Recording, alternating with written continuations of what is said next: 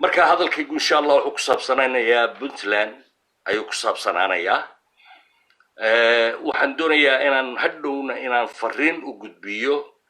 waan jecelahay in loo gudbiyo madaxda ka soo jeeda beelaha warsangeli iyo dhulbaante ee ka mid ah dowladda Puntland marka waa hadday noqoto nimanka la yiraahdo ii sheega xildhibaanada ra'iisul baarlamaanka madaxweyne ku-xigeenka iyo wasiirada inta labada beelood ku abtirsata ayaa fariintaydu ku socotaa waxa kale oo ay ku socotaa labada beelood ee waaweyn warsangeli iyo dhulbaante beel dhaqameedyadooda salaadiintooda iyo garaadadooda iyo ogaasyadooda iyo boqoradooda wax oo dhan bay ku socotaa inta ka horeysana de shicibka ayaan la hadlayaa Abbas Qobi oo ku salaam ilmaade reelo waxa la yiri gar wallo islaam waxaan doonayaa video baan daarayaa videogaas doonayaa inaad daawataan oo ila daawataan oo marka hore aan si fiican inuu daawano nuxurkiisa wax walba aynu fahamno Ali Ciise Cabdi in adeerka hadalkiisu de is not relevant right now Ali Ciise Cabdi Puntland buu joogaa Puntland buu doonayaa inuu businesska iyo hawlaheeda baro ilaa nin waliba wuxuu ku wanaagsan yahay ama uu shaqadiisu tahay ayaa wanaagsan inuu ka shaqeeyo Ali Ciise waajibkiisa waa ka soo baxaya dhaqaalihii Soomaaliyana waa kobciyay adduunkii buu ku soo daray plus balasi جمعية قرما كده حسية IMF تي World Bank يحولبا وحلا المال حول عجائب مريسان مركا ما هذا يسقى إشكاله يسقى يو مؤسسة ديسة يدورك PhD رغاليان كا الله شقيا أي كم تاي قبر دايدو يفتح Chinese كقواضا شا وضركتين يدون PhD كا ما شاء الله أنت مركات كتمادان أنت مركات كتمادان وحندوني فيديو كان بانيدين داريا إلا دقيست فضلا دقينا ورارعيا هذا الكودن دقيستا هدونا وحن قليا فالاديدي وشيدديدي aan doonay inaan maanta hadda xilligan aan videogan idinku qabto wixii gaarsiin kara ha gaarsiiyeen wixii garow jooga ha maqalshiyeen dadka kale wixii boosaaso jooga wixii galkacyo jooga laascanoodka jooga ka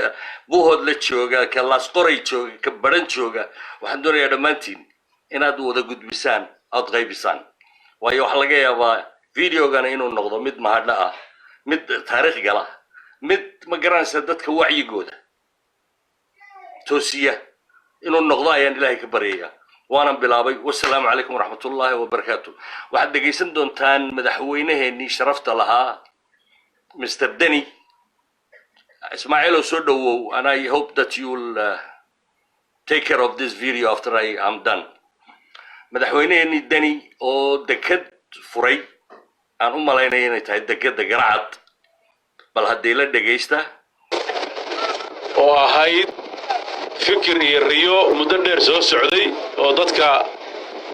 reer Puntland iyo dadka Soomaaliyeed ay muddo ku taamayeen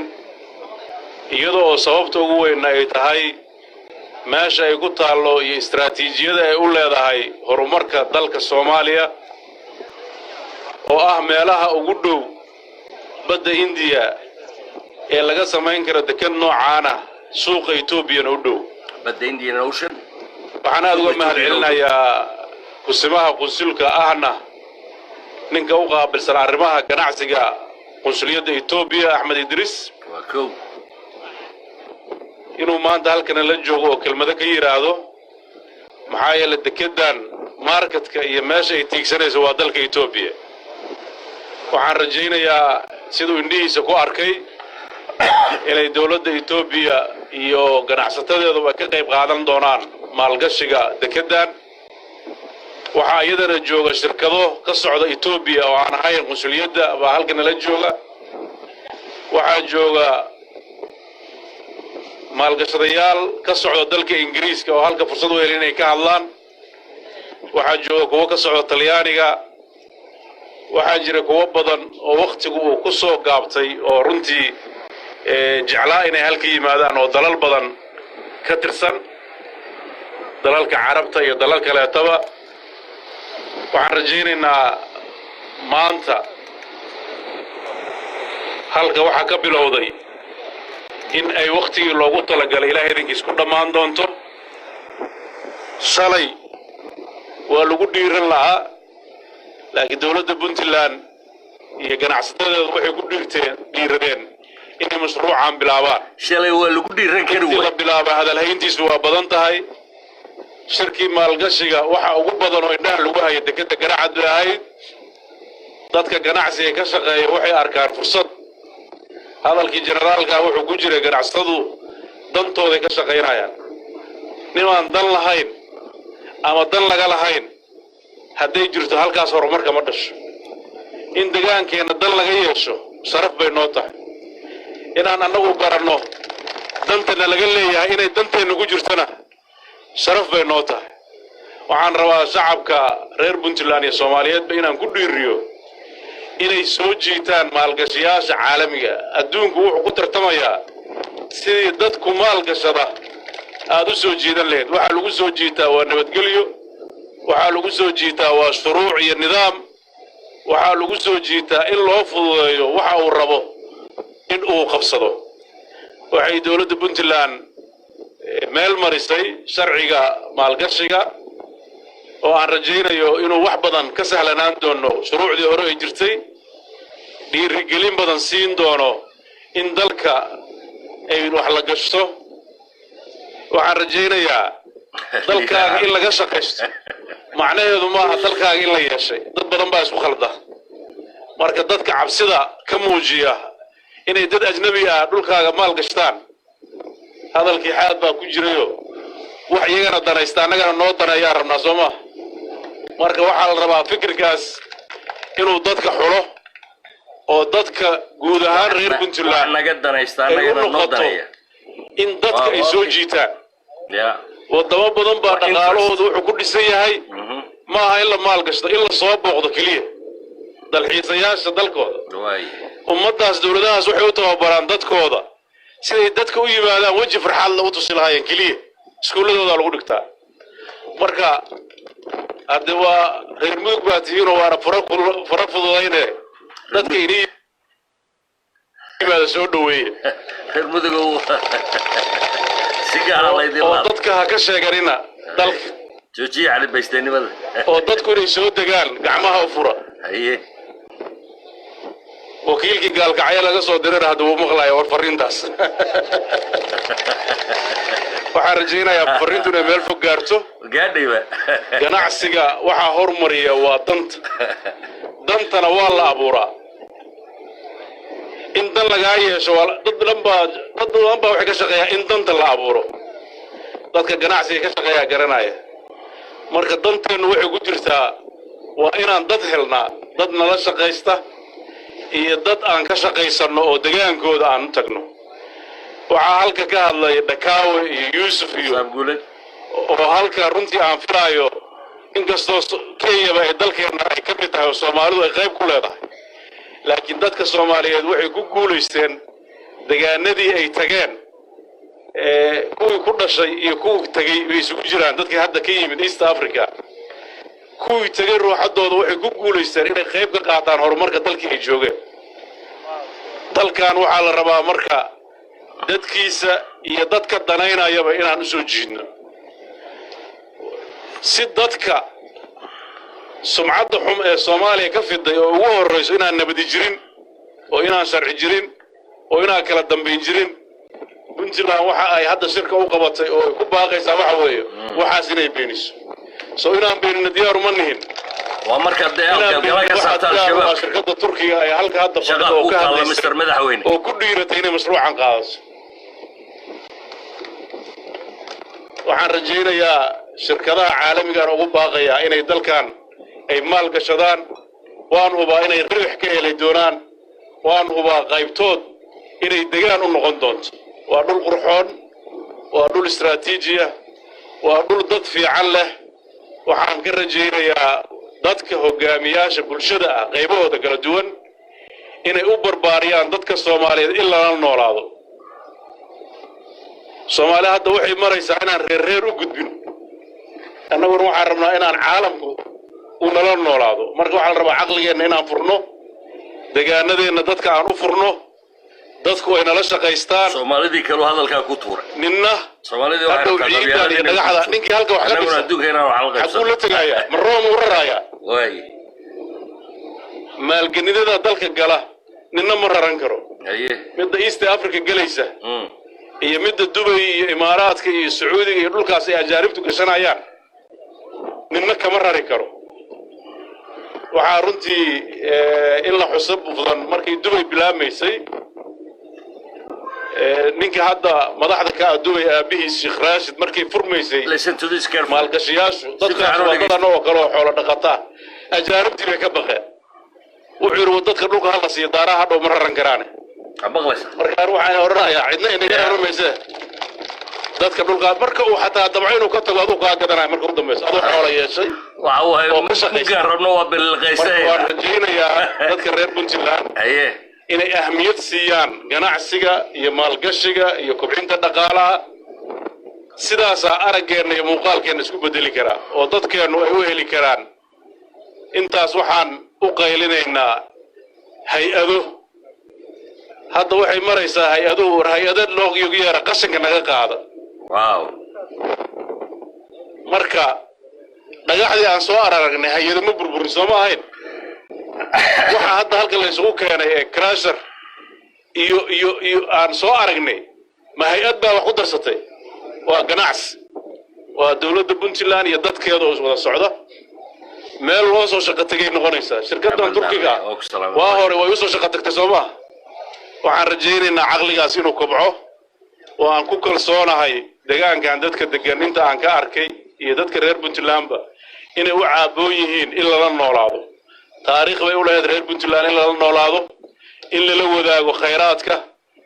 iyagana waxaan rajaynaynaa inaan annagu ilaalinno cid markaan u yeeranayna annagu ruuxaddeennu waayo orodkiisu waa intaan la arag baa la yidhi waa inaan isnidhaaminaa shuruucdii aan ku dhaqi lahayn dadka noo yimaada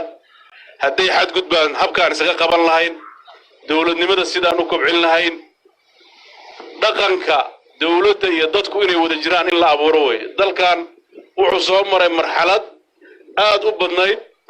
oo generaalkii rag ka mid ay ka shaqayn jireen oo 22 sano ugu badnaa nidaamka socialismka oo wax walba dowladdu leedahay baa la yaqaanay markii la burburana wax walba dadkii baa yeeshay labadaasba laba shaqayn kara maaha meesha loo socdo waxa weeye dalka dowladdu iyo dadkuba inay wax wada yeeshaan dowladda puntland shuruucdeedu waxay ku dhistay inay keligeed wax yeelato ma rabto weliba waxay rabtaa wax yar oo sharciga iyo nidaamka u kala soocaya inay ku yeelato laakiin mashaariicda inay wax ku yeelatay rabtaa xooggooda waxaan rabnaa dadka soomaalida leh ahmiyadda koowaad caalamka oon kala qoqob lahaynna waa u furan yihiin inay dalkeenna maalgashtaan laakiin manfaca ka soo baxa wuxuu dib ugu noqon doonaa qayb loogu talagalay dadka deegaanka oo gaar u yeelan doonta qof walba xuquuqdiisu waa heli doonaa waxa annaga isteed ahaan aan u leenahay federaalku xaq ay lagu leeyihiinna waa siin doonaa nidaamka federaalku waa sidaas waxa ay xaqa noogu yeeshaan markaa wax la soo baxno qaybtooda waa siin doonaa waxa iyagu ay helaan waxaan xaqa uga leenahayna waa ka malaynaynaa ilaahay idinkiis waxaan rabnaa in fikirkaas federaalismka oo puntland ay saldhig u ahayd bardhawaan kuu sheegayaa ii fadhi wax lagu dhisto yaa maaha anagu keliya inaan federaalka wax ka doonayno waxaan diyaar u nahay waxaana soo gala inaan wax ka bixinno canshuurta federaalka lagu leeyahay inaan ka qayb ka celinno royalty haddii la helo waxay ku leeyihiin inaan qayb ka siino waxaan rabnaa dowladnimada in si midaysan looga wada shaqeeyo dalkan waa dal isku xiran dalalka dariskaana waxaan rabnaa wada shaqayn iyo isdhexgal ganacsi in loo guuro laakiin waxaan u baahannahay dhismaheenna dowladnimo iyo dhismaheenna dhaqaale iyo keenna bulshaba inaan waqti badan gelinno waxaan ku faraxsanahay maanta inaan halka joogo waxaan ugu mahad celinayaa cid kasta oo ka soo qayb qaadatay mashruucan inuu hirgalo waxaan kaloo ku boorinayaa u mahadnaqayaa cid kasta oo danaynaysa hadda inay soo gasho soomaali iyo ajnabiba waxaan rajaynaynaa mashruucan in sidii loogu talagalo uu ku dhammaado ilaahay idankiisina aan isugu soo noqono furitaankiisa wejiga koowaad sida la sheegay 18 bilood soo saas mahasuu yiri 18 bilood hadda meeshaas kasii joogaya oran maayo mandatekayga 18 bilood ku jira marka inaan furaa rajayn doona haddii ilaahay hadduu iska dheeraanayo anaa furi doono qaar baa shaki gelaya oo dadka meesha waa laisku wada haystaa isku sii dhejin maayo meesha laakiin waxaan rajaynayaa 18 bilood inaan arko mashruucan oo furmo aad bay aniga farxad ii gelinaysaa waxaan halka rabaa hay-adaha dowladda ee Puntland oo ugu horeysa wasaaradda arrimaha gudaha iyo wasaaradda dekedaha iyo wasaaradda kalluumaysiga iyo wasaaradda ganacsiga oo hadda ila socdo waajibaadkooda shaqo ee xagga dowladnimo ee ku aadan deegaanadan inay wax ka qabtaan iyo wasaaradda deegaanka wasaaradda deegaanka arrinta hadda ugu horeysa oo bacaadka xagga jidka soo galaya full command kulankiisa hore waa uu ka warbixiyey dowladdan uu soo bandhigay shaqana waa ka socotaa laakiin waxaan rajaynayaa isku tashigeennana inaan qayb uga darno inaan annaga ruuxadeena gacan ka geysano inaan deegaanadeena hagaagsano dowladdiinu waa dowladdiinni waa inay garab taagan tahay waxaan rajaynaynaa inay garacad ay noqoto meel saldhig u ah kobaca dhaqaalaha ee Puntland meesha ay ku taalo waxaan rajaynaynaa inuu jidka garacad iyo jidka wadaagsan iyo tuurdibi inay isku qoofalnaan doontaan rajaynaynaa ma sha Allah mararkii ugu dambeeyay dowladda Ethiopia aan soo marayna runtii arrintaas aad bay u daneynayaan ama ahaata dowladda kiilka Soomaaliyeed ama dowladda guud ahaanba maxaa yeelay baahidoodii annaga hayna adduunka meesha kala xiriir lahaayeen ilaahay anagu nagu manaystay iyaguna dadkii iyo waxay hayaan populationkii iyo suuqii marka waa la isu baahan yahay inaan garanno shucuubta geeska Afrika inaan isu baahannahay wada noolaano oo nabad ku wada noolaano وهاجك السلام الله عليكم ورحمة الله وبركاته دمان ويد السلام يا مر لباد مر سدحات مر أفراد مر شناد مر لحاد وحول لي بورت دي سبب باللي سببت عن فيديو كان إذا كنت داري وحوي لقيا بقاركين إن هروب دقيستين غارنا يكون عصب تاعي ومدحويني مضنة سعيد عبد الله الدني أو دكت فريي مقالة اللي دا قرعت كفريي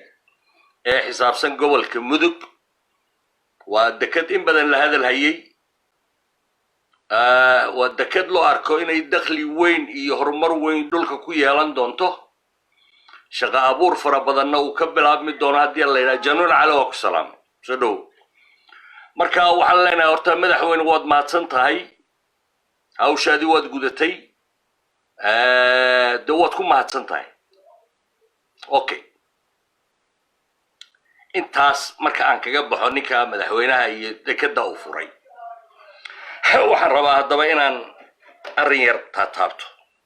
horta sidaynu ognahayba dhammaantiinba meesha la yidhaahdo Puntland waxa la sameeyey 1998 koob iyo 20 sano ay caawa jirtaa beelaha isu tegay ee yiri waynu u baahannahay waa lagama maarmaan inaynu samaysano maamul inoo gaara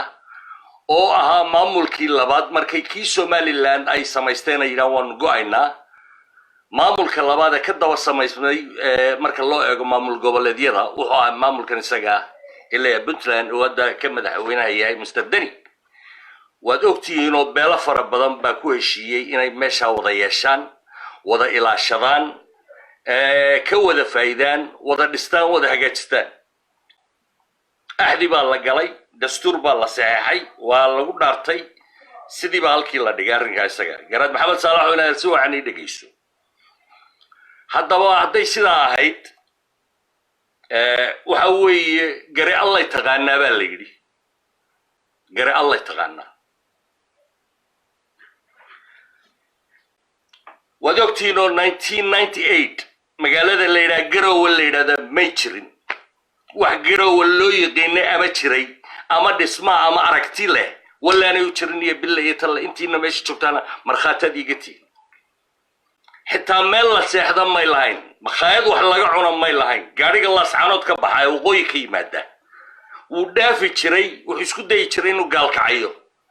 ka gaaro cuntada qowraacda ama cashada habeen baa halka u marayo waxa laga yaabaa xitaa burtile inay yara istaagaan oo hilib yar iyo baabuurta koo wada hadii xusuusantiin siisooyadii iyo baabuurtii dhulka mari jirtay ee waqooyi la koonfur kala guuri jirtay maxay ku tusaysaa marka inaanay jirin Garowe ay dhalatay shalay maantana wad ogtiin waa magaalada ugu quruxda badan wadankeena oo dhan including xamar marka lagu daro hargeysada weligeed jirtay reerkaasi goosteen ee ilaa way duulaysaa halkay martay kanay martay tan ayaa ka qurux badan oo ka dhisma fiican oo ka town planning fiican labadaba anigu waan tag waanan arkay garana alla taqaana maaha kuwan inaan u siinayo taa inay iga xigaan qolada hargeysa laakiin wixii dhaba waa la sheegaa intaa marka aan soo dhaafo waxaa meeshaa ka bilowday wad garanaysaan hotel la yidhaha hotel daawad oo nin dhulbahantii lahaa baa lagu bilaabay gebigeedaba waa shalay tole walaa hodheel ma jeerteen lahaa baan jirin walaa hodheer lahaa cumar maxamuud baan jirin cumar maxamuud yaan ka horreyn ciise maxamuud lahaa baan jirin walaa hodheel maxamuud saleebaan meesha ku lahaa ma jirin waayo maxamuud saleebaan xoolahoodii xamar iyo koonfur bay geysteen beri hore dhulkan ka haajiray beri hore ayay meeshan ma jeerteen iyo loo yaqaano ayay ka haajireen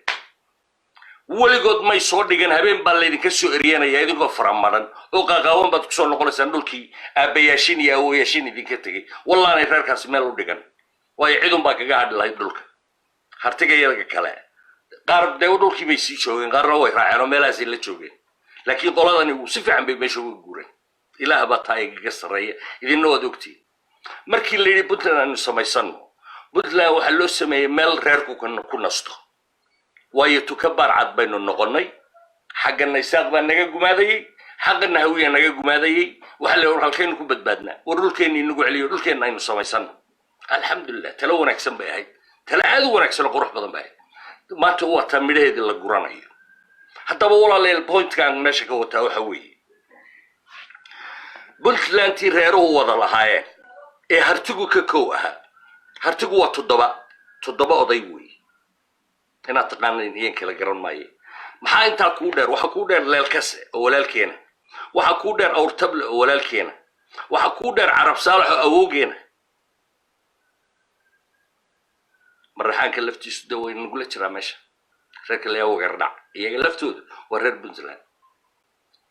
haddaba su-aasha meesha taalla waxa weeye puntland maanta waxay maraysaa maalintii ay midho dhashay ee midhaheedii la guranayo markii tacab fara badan la geliyey haddii aad geed abuurto dee marka hore waxaad abuuraysaa iniinta ama siidhka biyaad siinaysaa ciiddii baad ka bedelaysaa ma garanaysaa fertilization balaaya digaa u baxaya maalinta dambe har buu yeelanaya harkii baad hoos fadhiisanaysaa midhihii buu dhalaya markaasaad midhihii goosanaysaa ad cunaysaa tii baa hadda lagu jiraa waaye haddaba geedkii baxye midhihiisa yaa cuna weeye su-aasha meesha taalla midhihiisu ma yihiin midho dadka wada gaadha mise midho dad gaari cunaan baa meesha ku yaalla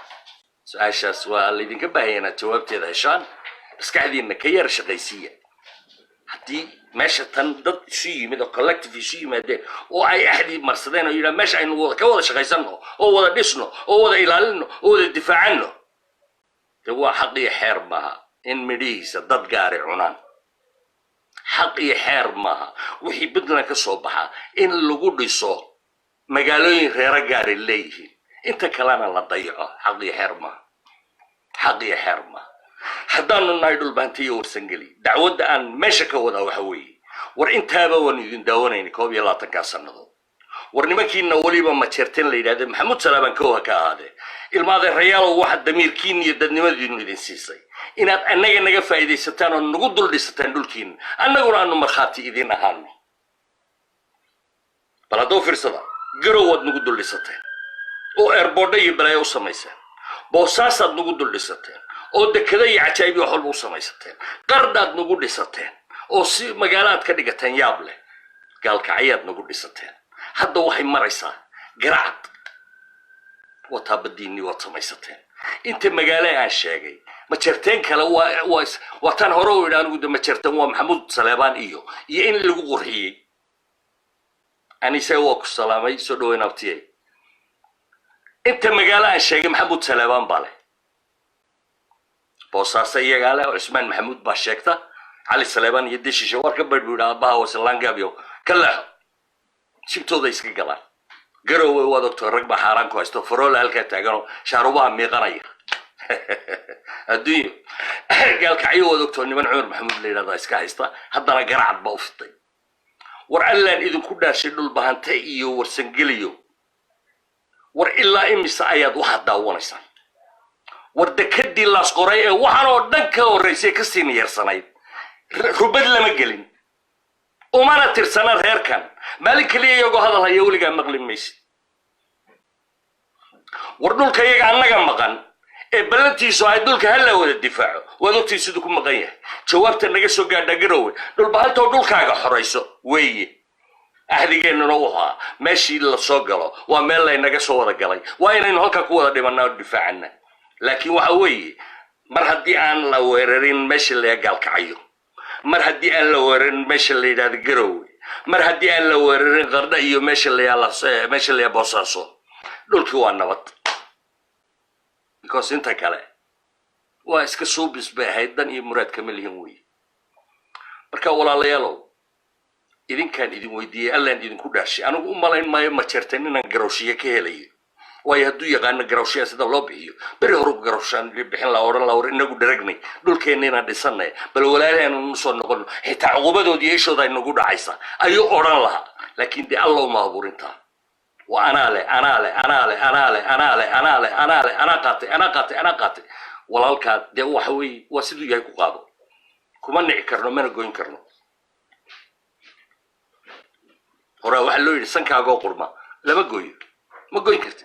laakiin walaalayaalow ilaa imise ayaynu ku jiraynaa sidan dhulbahante iyo reerka la yidhaha warsangeliyo how long ilaa imiseynu ku jiraynaa hay waad aragtaa dhulkeenna 2007 iyo intii ka horreysa la soo galay maalin bay soo galayeen marba intay doonaan soo galayeen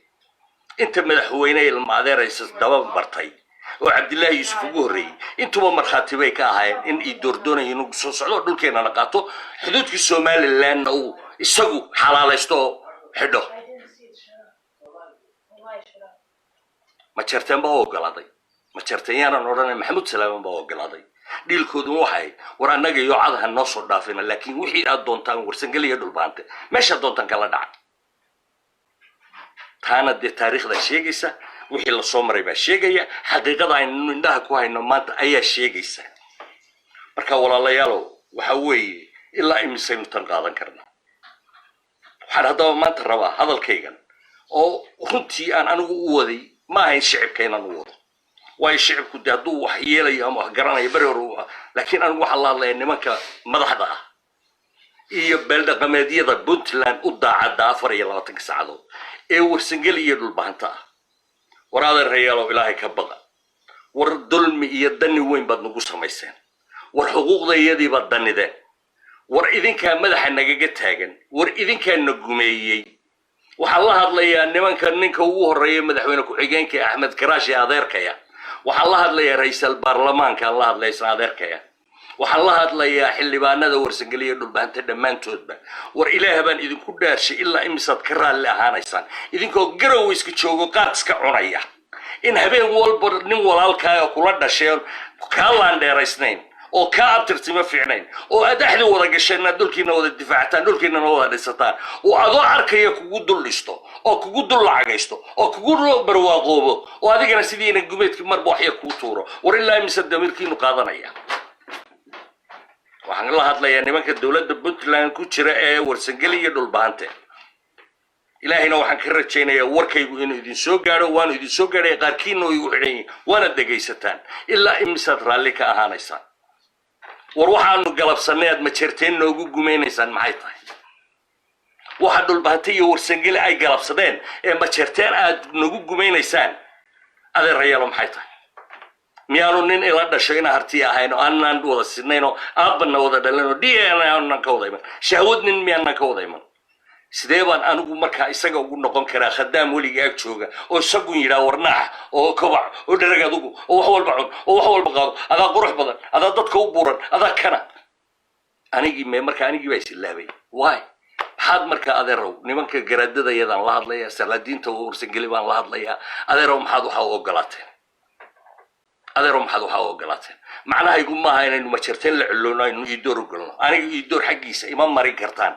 ma ihin nin leexleexda iidoor isma geli karno isku hayb ma nihin isku aragti ma nihin isku rabitaan ma nihin isagu wuxuu rabaa inuu kaa cararo haddana ku dayn maayo waxa uu soomaali uga baxay waa daarood cid kale uga baxay ma jirto anna daarood baanahay ورسنجلنا والدارود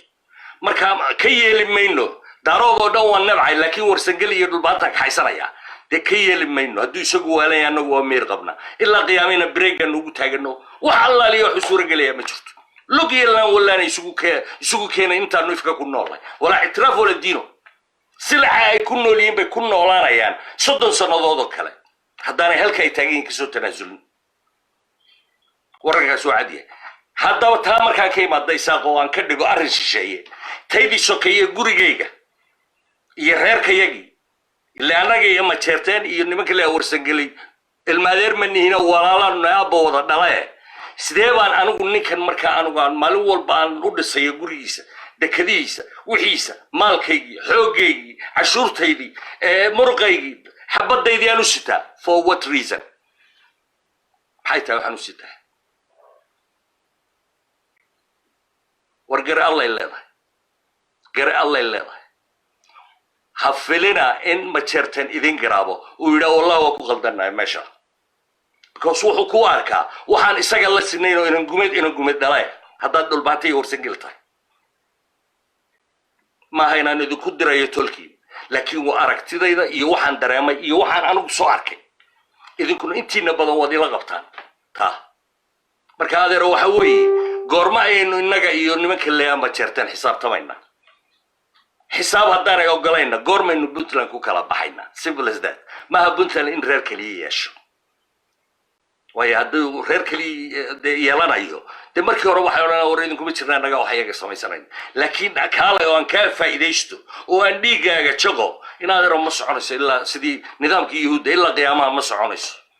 enough is enough ma jeertaan dhulkiisii dhisay bari horu dhistay lacag ka dharag ma sha Allah maraya maanta waxa idin u yiraahdo walaalay baan u fakaraya halkan isoo gaarsiiyay ee garabkii gaashaanka yaha ayaan maanta wax walba iyaga u qabanayaaba dani inuu taayeelaaba ee ma ahayn afartii nin ee ka horeysay maxamuud salaaban halkay marayeen inuu halkii ka sii wado garan la taqaana afartii nin ee ilmaadeertiisa ka horeysay dhaqankii ay ku dhaqmayeen buu yiri baan anna sii wadaya halka uu garacadka aaday waxay laas qoray inuu aado ولا تناولي جد عهيد وتناول سد كلوك الصومالي ولا لقى سبلاي جري أي كتير اللي يدون كلودو فينشر تنا الحقيقي مالكي جيلنيا تنا نقول يا أمضة رأسي يكتالا مال استراتيجي يكتالا لكن مو يلين وهي لدتي المدردي مركز عشر ما شاء الله هو صاحب بيان البنتي ورسنجلو إلا يمسر قاضي كران إلا يمسر قاضي كران حقنا يجينا كمتر سنين حقنا كونا دعوات فوق أو أنا لما لا يكرم بينا نحت الله أولي بيجوا أيادو الشقيين يعني ولقين الله هذا هن نجي يدور هذا في رصدا دور وين بك عياره at the same time يجينا هل كان عن نفكو ما هي أنا واديكاركو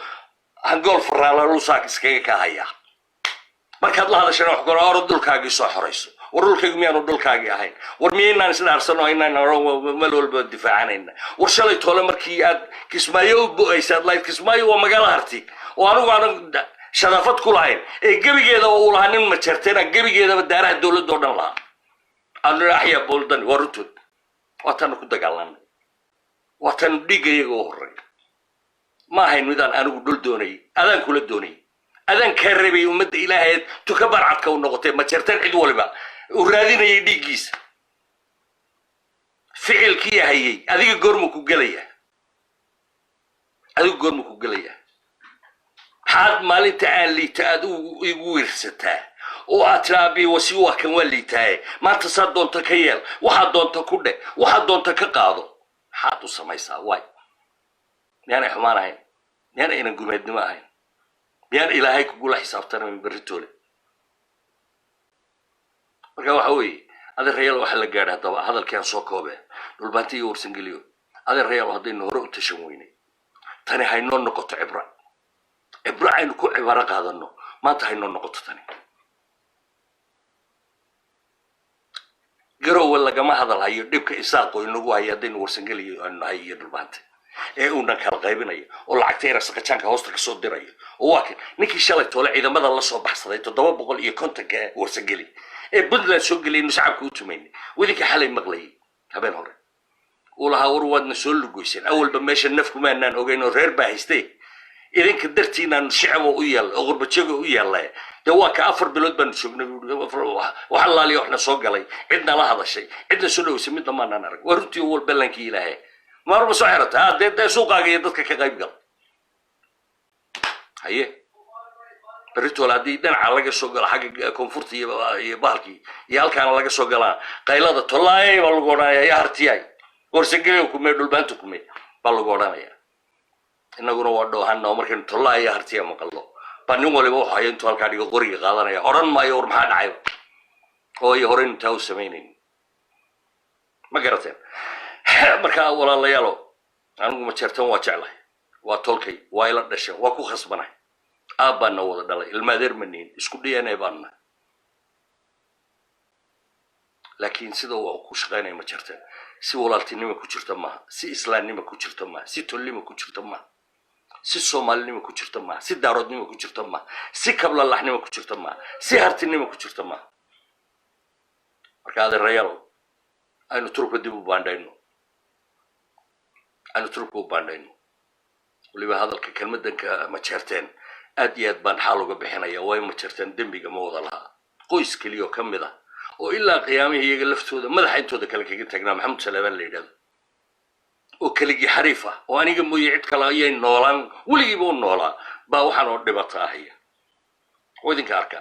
1989 markii la bilaabay nin maxamed salaaman qabsaday cabdullaahi iscuur maxamuud buu afartii sano dhamaystay wuxuu ku gaaray xamar ayuu ku gaaray kursi waligiiba doonayay uu kula tartamay ninka la maxamed siyaad bar kii markuu helay buu yiraahdo yaa iga dambeeyay adeerkay waa inuu iga dambeeyaa adam uu soo adogeeyo dambiila oo isaga hub ka soo qaatay oo doonayay Puntland inuu baburiyo isagii jaamac oo inuu dagaal la galay oo rag badan boosaas iyo qarri dhulka naga dhinteen labada dhinacba ayaa xal loo siiyay oo leeyahay maadaama reer boqor ka soo jeedo xal u qaado Puntland afar sanadood baa lagu taagay xaqiya xeer ma ahayn ninka caynkaas oo kale adduunka waxa la qoraa traitor nin wadanka qaayimay laakiin abaal baa wax loo siiyay Puntland waadogeen afartii buu dhamaystay afartii markuu dhamaystay baa haddana waxa soo noqday qoladii Ciise Maxamuud oo yiraahdo tookadayadi wadinkooga Faroland meeshii la soo dhigay ya haddaba fiirso waa Umar waa Ismaan waa Ciise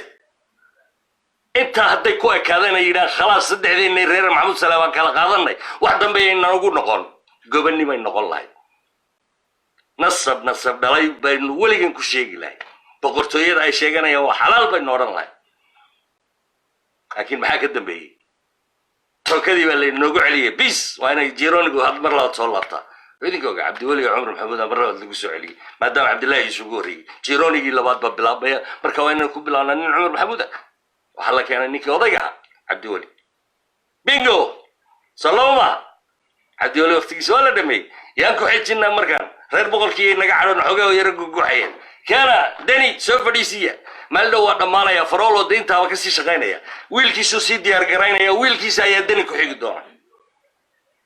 war allan idinku dhaarshay what kind of government is that dawladda ay tahay waa nooce ma dimuqraadi ba ma socialism bay ku shaqaysaa ma communism ba ma xoog iyo aqoon bay nagu haystaan ma what is it marka waxa weeye adeerayaalow haddaan hore u yeelay walaanan u yeelayn iyo bille iyo talle caawa laga bilaabana programkaygu waxaan ku saabsanayn Puntland wallaan u noqonayn Somaliland ammaan bay iga helaysaan indhow ammaan bay iga helaysaan ilaa aan kuwan muslimnimo ku soo daro ama ay gaalnimada kaga baxaan meesha labada wax ka dhaxeeya ma jirto laakiin dib u yeeli mayno xaq iyo xeerna maaha in ay nagu dul shaqaystaan oo nagu dul dhergaan oo nagu alxamdulillah ayna xitaartaankii noodan cabdillaahi yuusuf waa ninkan la waro waa la soo socdaa markaasuu ha u bixina xamar baynu u soconnaay war waa dhulkii waa la qabsanaya waa uu tegey caddan buu soo galay war waa sidee war yaa meeshan maxaa yaallo la isugu qabsanaa boorre le maho waa laba saddex soo ma haye farola waa kiina sii aasay cabdiweli baa yimid bed faataxa laguma qaadan faataxa lagu socliya nuclear bomb ridaya beenaala dhalay sidii buu ku tegey dani bay keeneen hadda brad one sinjibari haye halku halka aad ilaa garacad iyo hawliis iska wataa isaga mariis dhaqanaya hawliis marka adeer waxa weeye enough is enough wax waliba dhamaad bay leeyihiin wax waliba meel ku istaagaan bay leeyihiin mid baan hadaba idin sheegaya waxaan la hadlayaa nimanka madax dhaqameedyada ee jooga garowe ee laajiyiinta ku ah ee bilaa dhulka ah oo ay ugu horeeyaan garadka iyo garad salamaan iyo kuwa kale ag jooga laajiyiin alafqaan afqaantu waa fiican waa rohingya dhul iyo meel iyo dad waxay leeyihin ma jirto halkaasay ku dulloobeen reerahooda kaga tageen halkaasay fadhiyaan yacni dulligaasay qaateen ay ogol yihiin taa meel ku qorta laakiin waxaa ii nasiib darraa caawa idinkoo dhammaantiin garowa jooga awqaadkii xaaraanta ay meelaha idiin dhigi jireen sida riyaha iska cunaya ayaa waa la soo dhaafay wax walba garow waa laydinku dul dhisay markhaataadka aydin uga taagnaydeen boosaasaa dib laydinku dhisto dekadii haddana lagu ballaadhiyo lagu waxay airboorday ka samaysteen gaalkacayo meesha la yidhaahdo ii sheeg garowe boosaaso qardho 4 garoomo caalamiya international oo ay ka soo degi karaan diyaaradaha adduunka ugu waaweyn baa laydinku dhulistay idinkoo jooga car ii sheega waxa laydin siiyey car waxa dhulkiina geysan ii sheega car mashruuca yare aad ka samayseen dhulkiini kuwiina warsangeliya salaadiinta qashiga iyo kuwiina dhulbaantay alla duleey garadada isku sheegayo car ii sheega waxa dhulkiina geysteen oo gaarsiiseen car ii sheega xildhibaanadiini beedhaqaatayaasha ahaa ee iimaanku ka wada tegeen nin waliba lahaa aan ku doortay wax ii dhib ninka la yidhaahdo ii sheeg cali ciise cabdiyow waanu ognahay inaad soomaali oo dhan ugu cilmi badan tahay waanu ognahay inaad meesha wax ka bedelayso laakiin ilaa aad waxna siiso kuugu ridi mayno kuwii lahaa iimaanka allah ka qaadayo cali ciise hadduu meesha madax ka yahay magaalooyin kalaa la dhisi lahay laguma celiyeen maxamuud saleebaan ma yidhahdeen maxamuud saleebaan dhulkiisa inuu sii dhisno marka ogaada if iyo aakhireenaanaan idin saamixin oo aad buugga meel xun kaga qorantihiin xildhibaanada warsangeliya kuwa dhulbaanto including ra-iisul baarlamaanka including madaxweyne ku-xigeenka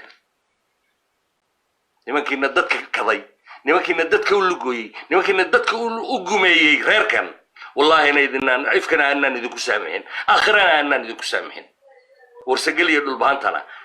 si fiiro gaara ayuu idinku eegayaa lama horaana waa caws jilaal hadeerkii nin ahayo jiray allah u naxariista sacuudiga ku dhintay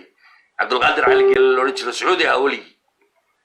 dadkii halkaa soo maray ay wada garan karaan ayaa markuu yaabo odhan jiray waryaa haddee nugaale waa halkeedii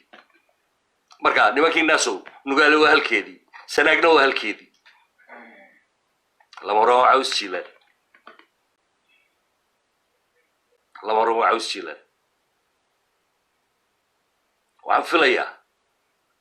intiina badan inaan idina runtooda hagu nicina waxa aan sheegay waa wada gar haddii aad islaam tahay waa haddii dadnimadaadu ay nooshahay haddii aad garaawshiyaha alla ku baray war iska dhaaf nin walaalkaa wax gara kuu sheegay gaal hadduu kaa gar yeesho dee gartiisa waa la siiyaa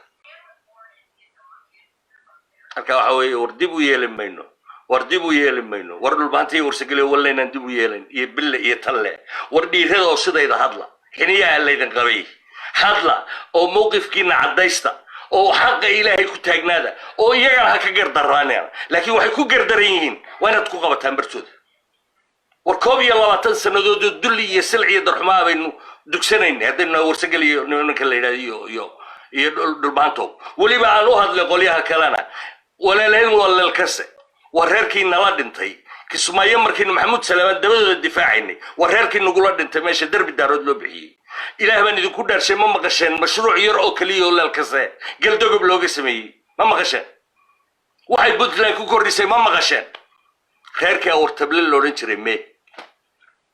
warisi maraxaanna dee iska dhaafo waa kuwa ifka ugu nacab ninkaa farmaajo ay hadh iyo habeen ku taagan yihiin oo hawiye ay leeyihin hayaay maxamed siyaad baa idinku soo noqday ma maxamed siyaad baad doonaysa inuu dib idin qabsado ballankii ilaahay ma jarteen baa ka dambeeya weliba ma jarteen maaha maxamuud salaaman baa ka dambeeya wadinkaarka cabdiwali halku maray dani halku maray mucaaradka hadiyo goor lala shiraya mucaaradkay la saaxiib yihiin you cannot imagine waad ogtihiin markii uu meesha haystay ninkii lo odhan jiray ii sheeg ra-iisul wasaare cali mahdi sidii loogu soo cali mahdiyaan odhan cali geedi yarkii abgaal waad ogeydeen puntland oo dhan baa waalatay waaya xasan baalki culusow waad ogeydeen sheekh shariif waad ogeydeen maxamed farmaajo imanaya hayaay waa kan adeer ayaalo bes weyd is enough is enough in adeer waa daalnay maxamuud salaamaano waanu daalnay wax damboon idinkala galabanaya wallaanay u jirin iyo billahi talle way wad xishoon weydeen dameerkiina waa dameer dhintay wax walba ana cunaya wax walba ana iskale ilaa imisa kugu qaadan karaa ilaa imisa walaalo anaaba ku jecelo cid kale ma haystaan kugu bedeshay ilaa imisa qaadanaya way goorma adiga dameerkaagu shaqaynaya goormaad noo garaabaysaa soo labadan walaalaha ilaahay baa ku bado waa ku waro meel kale tagaan garan waaye dawoo ma garaysa xil baa ku saarana wax ka goormaad odhanaysaa laakiin waxaad doonaysaa inaan weligiin idinka hoosayno waayo adaa cuqdad qabo waxaad haysataa walaalkaa inuu kula tartamayo cadowga shishe ma aragtid doqontaa waxaa la yidhi 12 indhood bay leedahay 11 walaalkeeday ku egtaa hal cadow bay ku egtaa war cadowga waa habar gidir waa kuwii shalay ku xisuuqay 985 nin maalin cad gaalkacaysaa ugu gowracay maalin cad cabdi qaybdi waa nool iyo waa kan ninkeedii gumaaday still is there idan kama dhaqaaqeen haddaanu aanaan iman cabdi casiis cali barre wiilkii mareexaan iyo darawiishtii dhulbahante markay saa u soo gashay waataanu meesha safayn 2 wiil oo halkaa ka diraan socda ha soo noqon abi wasiilad gaalkacyo ku soo xilsan gacan maxamuud salaaman cumar maxamuud gacantooda waana sameeyeen alxamdulillahi rabbil caalamiin abaal idinkama rabno waayo ilaah baa deeno og taariikhda soomaalidana way gashay cadowgeenu la dagaalamayna waa noo ogol yahay taa in birtayadu ay tahay bir kulul agarta marka haddii ilaahay ku sheegay uma baahnid inaad sheegto manin anna dhulkaygii waa maqan maxamuud salaamanna dekada ayuu dhisanayaa aanu u baahnayn ya tii waxaa ku filaan weyday boosaas ee waddanka oo dhan lagu sabalagarayn jiray markaasuu yidhi mid kale aan dhisto halkan برينا واد مغلد دون تاين قولنا علي سلاماني سواقروني انت كقادن ماشي اي دقي جرا خلو يحافوني يدولك اي اور كبر عثمان محمود كانوا مid kale uga sameeyeen halkan waa dhacaysa